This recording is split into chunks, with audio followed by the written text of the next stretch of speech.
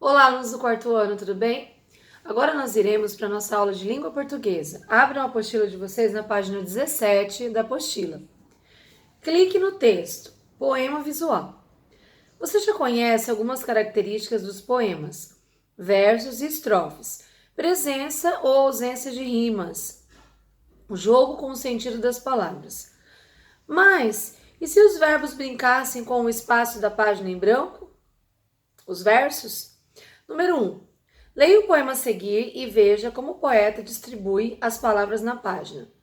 Aqui nós temos um poema visual em que o autor ele utilizou os versos e trabalhou com reflexo. Ele escreveu assim: lua na água, alguma lua, lua alguma. E no reflexo ele fez um jogo de palavras, escreveu outras palavras no reflexo desses versos. Exercício de número 2. O que você notou sobre a disposição das palavras no poema de Paulo Leminski? Aí vocês irão observar o poema e escrever o que vocês observaram na posição, no posicionamento, o que o autor quis fazer com as palavras e vão escrever aqui.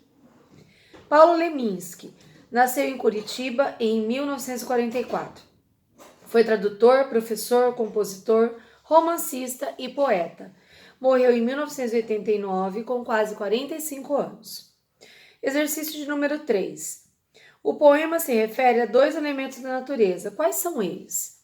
Vocês irão observar nos versos, nos versinhos do poema, quais são os dois elementos que ele colocou no poema, que fazem parte da natureza. Virem a folha, por favor. Exercício 4. Releia esse trecho. Lua na água. Letra A. A segunda linha aparece ser cópia da primeira ou reflexo da primeira. Letra B. Relaciona as colunas. Lua na água e nós temos o reflexo de lua na água. E aí vocês irão ligar se representa a água ou representa a lua. Letra C. Qual das imagens a seguir melhor representa esses versos? Aí vocês irão observar essas três imagens que melhor está relacionada com o verso lua na água e vão assinalar. Exercício 5. Releia a segunda parte do poema. Lua alguma e o reflexo da palavra alguma está escrito somente lua. No segundo verso, nem todas as letras estão refletidas. Por quê? Por que vocês acham que o autor fez o reflexo somente da palavra lua? Virem a folha, por favor. Página 19. Dando continuidade na interpretação de texto do poema.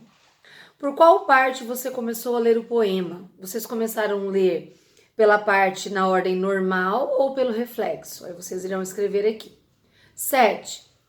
Começar a ler o poema pela segunda ou pela terceira parte prejudica o entendimento do texto?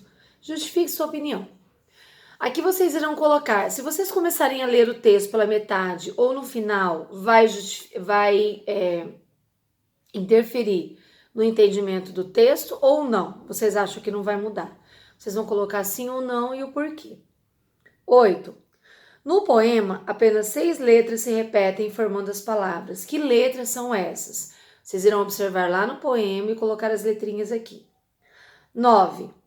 A repetição das palavras com as mesmas letras confere ao poema uma leitura com sonoridade ou uma leitura com monotonia. E aqui nós temos a explicação do poema visual. O que é o poema visual? O poema de Leminski é um poema visual. Os poemas visuais têm como características um aproveitamento criativo do espaço da página em branco, usando muitas vezes recursos gráficos, utilizando-se de palavras e de tudo que ela pode proporcionar, como som, forma visual, significado. A ideia é permitir várias possibilidades de leitura. Então, vocês podem grifar essa parte aqui que eu li amarela com marca-texto. Palavras de cá para lá. Sinonímia e coesão. Número 1. Leia o trecho de uma notícia sobre a presença de água na Lua. A maneira como Buzz Aldrin, segundo ser humano a pisar na Lua, descreveu sua superfície, ficou famosa. O astronauta da missão Apollo 11 definiu aquele ambiente como uma magnífica desolação. Mas o solo lunar não é tão estéril e pobre em recursos como sugere a primeira aparência.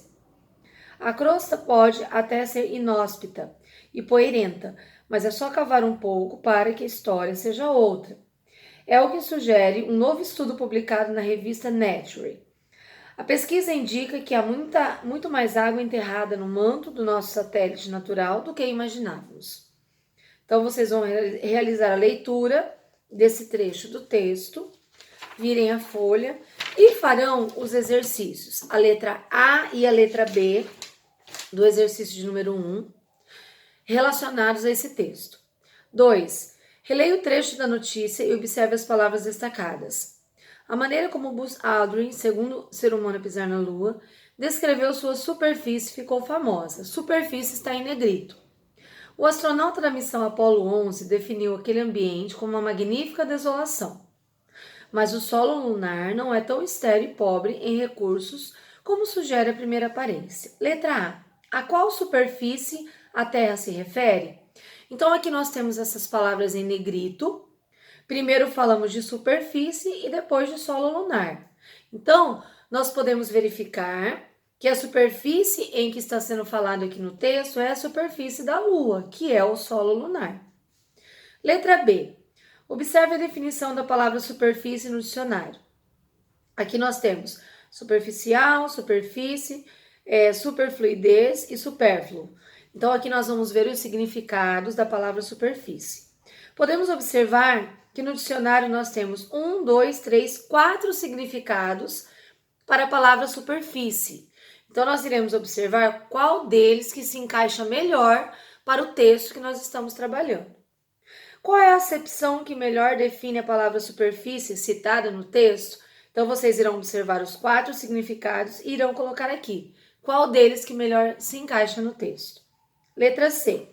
A expressão solo lunar pode ser considerada equivalente à palavra superfície ou oposta à palavra superfície, observando os significados que vocês acabaram de ler. Virem a folha, por favor, página 21. Letra D. Converse com os colegas e o professor e responda: por que o autor do texto usou uma expressão equivalente para se referir à superfície da Lua? Como nós já conversamos, nós utilizamos outras palavras, com o mesmo significado, o mesmo sentido, para que o texto não fique repetitivo. Então, nós utilizamos aqui essas palavras que têm o mesmo significado, mas palavras diferentes, são sinônimos. Podemos usar também os pronomes para substituir e várias outras palavras, para que não deixe o texto repetitivo, tá? 3. Observe essa frase retirada da notícia. O astronauta da missão Apollo 11 definiu aquele ambiente como uma magnífica desolação. Reescreva a frase substituindo a palavra magnífica por um sinônimo. Então, vocês irão reescrever novamente e aí irão retirar a palavra magnífica e colocar uma outra que tenha um significado parecido. Vocês podem colocar espantosa, estupenda, grandiosa, várias outras palavras que tem o significado, o mesmo significado, ou semelhante a magnífica. Agora nós vamos para a explicação que está em amarelo. Em um texto, o uso de sinônimos pode se referir a um termo já dito. Além de evitar a repetição, permite a continuidade do tema. Para evitar a repetição, é possível substituir uma palavra por uma expressão equivalente, contribuindo para o autor do texto apresentar mais informações. Observe. Na Lua, há muito mais água do que se imagina. Pesquisadores realizaram essa descoberta analisando a crosta do único satélite da Terra. Então, nós sabemos que a Lua é o único satélite da Terra. Então, utilizamos essas outras palavras, satélite da Terra, para se referir à Lua. E assim não deixar repetitivo o texto. A expressão único satélite da Terra refere-se à palavra Lua. Seu uso evita a repetição e também fornece mais informações ao leitor, que fica ciente de que a Lua é o único satélite da Terra. 4. Releia o trecho da notícia presente na atividade 1. Que expressão foi usada para substituir a palavra Lua? Então, vocês irão voltar lá no trecho e verificar qual foi a expressão utilizada. Nós iremos realizar as atividades até a página 21. E boa atividade para vocês!